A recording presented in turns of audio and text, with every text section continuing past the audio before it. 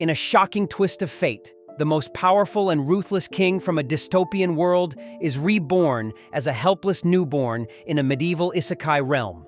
The moment he opens his eyes, he finds a man and woman smiling down at him like proud parents. They're staring at him with love in their eyes, saying how he looks like both of them and celebrating the arrival of their newest family member. The father, Reynolds, decides to name him Arthur and immediately tries to get the baby to call him Papa. The mother, Alice, laughs and says he's still way too young for that. While the two of them goof around with their new child, Arthur is just lying there, confused.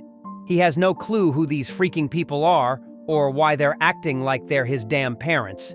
If they're telling the truth, then that means he died in his old life and somehow got reborn with his memories intact. Gazing up at the starry night sky, Arthur can hardly believe that, after his countless victories and ruthless world domination, the Supreme Being has reduced him to a feeble infant. It's humiliating. And the worst part? He has to burp like a baby now. The secondhand embarrassment is unreal. It's not that he hates this new life. His parents are caring, and they seem genuinely happy to have him. But that doesn't change how uncomfortable he feels. Diapers are annoying, and there's always this nagging fear that someone might try to hurt him while he's helpless. So, the only thing he can do to stay on guard is to clench his tiny fist. Reynolds sees this and smiles, thinking it's adorable. He slips his finger into Arthur's little hand and calls Alice over to show her how much their son loves him. Arthur, meanwhile, is still struggling to move, and in the middle of all that effort, he accidentally poops himself. Now his mom has to deal with it, and the shame hits so hard that he almost tears up. He just wants this absurd dream to be over, but it's not a dream, it's real. And this is the new life he's stuck with. Still, things take a strange turn when Arthur notices something unusual. Reynolds suddenly uses magic to boost his strength. Just like that, his body surges with power. Then Alice steps in, using healing magic on him like it's second nature. Arthur's never seen anything like it. Magic didn't exist in his world, so watching it happen right in front of him is fascinating. He wants to understand it, but for now, he knows he has to grow up first. Later, Reynolds heads into the forest and takes down a beast using his strengthening magic. Not long after, a few of his friends show up to hang out. Back to our baby hero. Since there isn't much else for him to do, he starts analyzing everything around him. He pays attention to every little detail and soaks in as much information as possible. Because if there's one truth that holds across every world, it's that knowledge is power. Reynolds eventually returns home after his hunting trip, and Arthur finds himself wondering whether society allows everyone to carry weapons. If that's the case, then it must mean the outside world is dangerous enough to make it necessary. That only confirms to him that he needs to get stronger, fast, because adapting is his only option.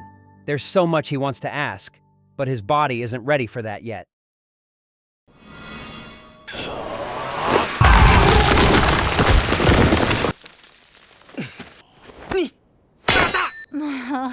ほら見せて。この世界には実に興味深い。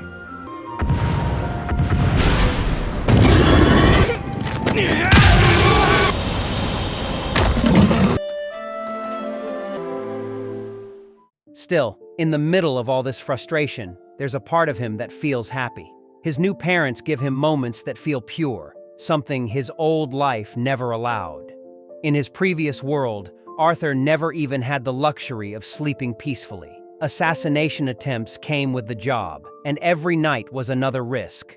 But now, for the first time, he feels something close to peace, and little by little he gets used to it. After days, weeks, and perhaps even months pass, Arthur learns to crawl, and the first thing he does is head straight for a mirror, just to check how handsome he looks. Once he gets used to moving around and has full control of his body, he starts sneaking out of bed whenever his parents aren't watching. His destination is always the library. He picks up books one by one, eager to learn more about this world. That's how he finds out that the continent he was born into is called Dickon. Dickon is made up of 3 kingdoms: the Darv Kingdom, where the dwarves live, the Eleanor Kingdom, hidden deep within a forest and ruled by elves, and finally, the Sappan Kingdom, where humans reside, including Arthur himself. Although Arthur's nation is a monarchy, its throne is inherited, unlike his previous world, where power could be seized by killing the reigning king. Once he's got the basics down, Arthur shifts his focus. He wants to understand magic. So, in a surprisingly cute way, He reaches up and pulls a book on the subject from the shelf. The further he reads, the more he starts comparing this world to his old one. His past life was more advanced, more industrial. This one is simpler, but the presence of magic, or as this world calls it, mana, changes everything. According to the book, mana isn't something just anyone can use. It's passed down through generations and only appears in about 1 out of every 100 people. There are only 2 main forms: augmenting, which enhances the body with mana, and conjuring, which enables one to project and manipulate energy in endless ways. While reading, Arthur recalls the healing magic his mother used earlier, and it clicks. She's clearly a conjurer. According to the book, everyone with mana has a mana core, and most spellcasters only learn to tap into it around puberty. Still, he decides to try. He focuses and channels whatever remnants of his Kai he thinks he still has. And just as he starts feeling something shift, Alice swoops in out of nowhere, picks him up like the precious baby she believes he is, and takes a good look at him. At first, Arthur panics, thinking she's caught on to what he was trying to do. But no, it's worse, because she announces that he's pooped himself again, and the stench confirms it. As Alice takes him to get cleaned up, Arthur lies there in silent agony. He's sick of being trapped in this weak body, and the humiliation is endless. He swears to himself again that he needs to gain power, and fast. Later, Alice spends some quiet time journaling his milestones. She looks out the window, eyes landing on Reynolds outside, swinging a wooden sword with Arthur in his tiny hands. Reynolds calls out to her, beaming as he brags about Arthur's progress. But instead of being impressed, Alice is pissed. She storms outside and scolds him loudly, saying, "It's way too soon for our son to be handling weapons." Reynolds tries to explain, but it's no use. Alice doesn't want her baby playing soldier just yet.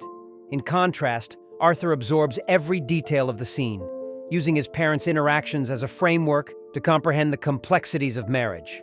Though he begins to wonder if perhaps, in this strange new world, women might be the ones really in charge. Later that day, Alice takes Arthur to the market, and everything there blows his tiny mind. Every corner, every sound, every item feels like a brand new piece of information, especially when half this stuff didn't even exist in his old world.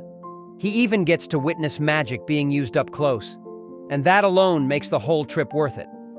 Then, on the way home, as sleep gradually overtakes him, Arthur reflects on how much his family has supported him.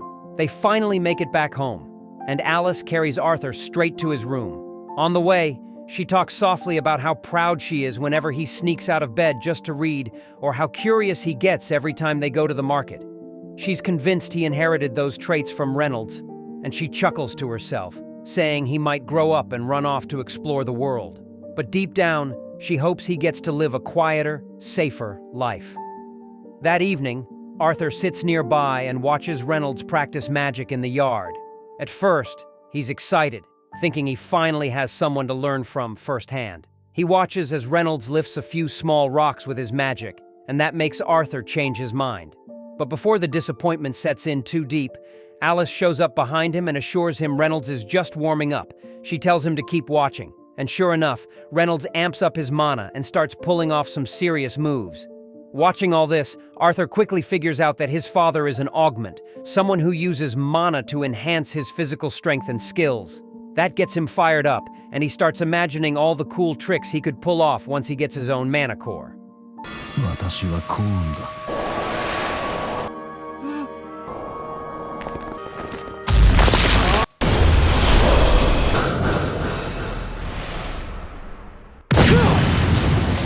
父親はオーグメンターだった。 But just as he's getting into the fantasy, Alice scoops him up and tells him it's bedtime. On the way to his room, he spots a book on the shelf and immediately starts pointing at it, whining for her to let him read. She tries to resist, but after a few seconds of watching his adorable face light up, she gives in and lets him read it for a bit. As he flips through the pages, he reminds himself of everything he's learned so far, every little step that might help him form his own mana core. He closes his eyes and starts drawing mana from every part of his body toward a single point. He works diligently, and just when his parents assume he's already fallen asleep, a loud explosion rocks the house. Without hesitation, Reynolds throws himself over Alice and takes the blast across his back. Burned and dazed, he quickly checks that she's okay. When she nods, they both remember Arthur. They run inside, and what they see nearly stops their hearts. Arthur is floating in midair, and he is calmly descending like it's nothing. This is the end of The Beginning After the End, Episode 1. Thank you so much for staying on this channel and watching our videos. Don't forget to like this video and subscribe to our channel so we can keep you updated with our latest content. See you in the next video.